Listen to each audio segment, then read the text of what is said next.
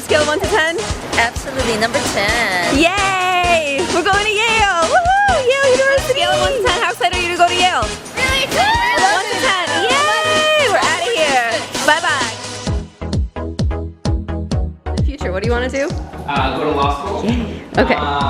And so I'm actually studying for the entrance exam right now for the summer because you have to take the test if you want to go after college when you're a senior. In high school, it's the courses that I took. I'm 22, so it's about 4 years ago. So a lot of long time. I mean, I'm not a math person, so I took BC calculus, and that was definitely the most challenging because it was lots of math. It's a math course. But I also my high school, different high schools offer different courses for people at kind of 11th and 12th grade and an accelerated In 1718, the collegiate school was moved to New Haven. It renamed itself after Elihu Yale, who was a British merchant in India, after he donated a large sum of money, his books, and a portrait of King George. However, he left a lot more money in his will to the collegiate school. But because it renamed itself Yale before he found out, and he died before he found out,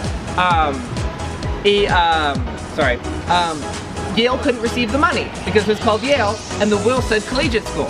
So that was unfortunate for Yale. However, it's certainly recovered since then, and due to the generosity of many, many wealthy individuals and families who've given lots of money to the school, especially people like the Harknesses and the Sterlings. And we'll notice that as you go by that a lot of these buildings are named for them. So right now, we're going to go to Old Campus, which is over there. 2 things I'd like you to keep in mind. First, when we're crossing the street, try to be as efficient as possible when you cross the street because the lights don't stay green for very long. And second, just try to stay together as much as possible because it's very easy to lost. All right, so we're going to go across that building there. It's Vanderbilt Hall. And that houses the freshmen of 2 of the colleges. I think currently Saybrook and Branford. And that's kind of a special building because it was built by Cornelius Vanderbilt when one of his, I think his grandson, decided to come to Yale. And so he built a special suite above that arch right there that was about twice the size of all the other suites and was especially beautiful with inlaid cabinets and shelves and marble decoration. And he stipulated that with this gift to Yale, any future Vanderbilt would be able to live in that suite. So Yale said, of course. The next Vanderbilt to come to Yale came in 1969. 1969 was also important as it was the first year that the Yale Undergraduate College admitted women. Wow. And that was determined to be the women's dorm. What year was it again? 1969. 1969? There were no women here until then? No way. And he demanded to live in that room in the women's dorm. Yale didn't want him to, but eventually they had to agree. So he was nicknamed the luckiest man on campus for being the only male in the women's dorm. Of course, he was also a Vanderbilt, so he was lucky already. Now let's look at this statue. He has a golden toe because he is the luckiest foot on campus. And that's because the rowing team noticed that every time he kicked off the boat, they won. And every time he didn't, they lost. Wow. So for their championship regatta is the name of a boat competition, he was in an important meeting, but they said you have to come down, so he agreed to come down and kick off the boat, and he kicked off the boat and Yale won that championship. So that's why people today rub the foot for good luck, either people who might apply to Yale or have an exam or a date or something like that. So feel free to rub the lucky foot. I'm rubbing the toe. I'm rubbing the toe. Free. That's it. Everybody rub the toe. This is where all of the students live for their last 3 years. We started our tour on Old Campus. That's where students spend the first year of their time at Yale. Before moving into their residential college proper, you live with the kids in your residential college and your year on Old Campus, then you move here with them during sophomore year. Again, I mentioned there are no dorms here, there are suites, so central common room with rooms broken off on either end. Are they co-ed or they sing? Starting junior year, they can be co-ed, so it's entirely up to you. It's gender neutral, and Yale's a pretty progressive place if you want it to be, but it's not overwhelming, and it's entirely up to the students to make that decision for them, for themselves. Yeah, so each residential college has a master and a dean, which are both tenured professors that live on the campus with you. So this is actually the Brantford College's master's house. And then the dean also has a suite as well. And the master is in charge of planning social events, so she or he opens his or her doors to the student body. That is awesome grammar. I want to give him a round of applause. That is awesome SAT grammar. He or she opens his or her doors. Okay, go ahead. So they open their doors, if you want to use a collective pronoun they, and they have these things called master's teas, which you saw in the video, and that's everyone from Meryl Streep, Denzel Washington, to like really prominent scientists. They come and have conversations with the masters, and you have tea and scones and stuff like that. It's great, and you can ask them whatever you want in terms of how they got to where they are. So I actually came to one in Brantford College 2 years ago for a woman who had started this program called War Child, which helped children in war-torn countries get reacclimated to life as civilians and refugees. And my friend was really interested in her work and had read some of her books, and he asked me to come to see her talk with him, so I did. And when we did, he talked to her afterwards, and he's actually interning in South Africa with her this summer. So what's really awesome about Yale is that you have you have opportunities to make connections with really awesome people who are at the top of their fields, and that's across all boards, whether that's science, whether that's, it's all across the board. And it's really great that Yale has these hands-on opportunities in their residential colleges. So sometimes you don't even actually have to like leave where you live to go and meet these really great people. The dean is in charge of your academic schedule. So they're the person you go to whenever you're feeling a little overwhelmed and stressed, and they sign your academic schedule before the term starts, just to make sure you're not overspreading yourself and making some pretty hard choices. A relationship with the dean and the master, so that when you do run into problems, if that ever occurs, you're not going to some kind of faceless random administrator, you're going to someone with whom you have a relationship. And so it's a really, really useful system. So all the deans and all the masters know your names. In fact, many of them memorize the list of freshmen's names with their faces before the freshmen arrive, so they know your name before you even meet them. And you get to know them even better throughout your 4 years here. Some of them even have families that live here. So in Brantford, where we just passed, there are I think there are 1 or 2 little girls. In my college, Trumbull House Street, there are 2, I think now middle school girls well, they're 10 and 8, so they're not quite middle school.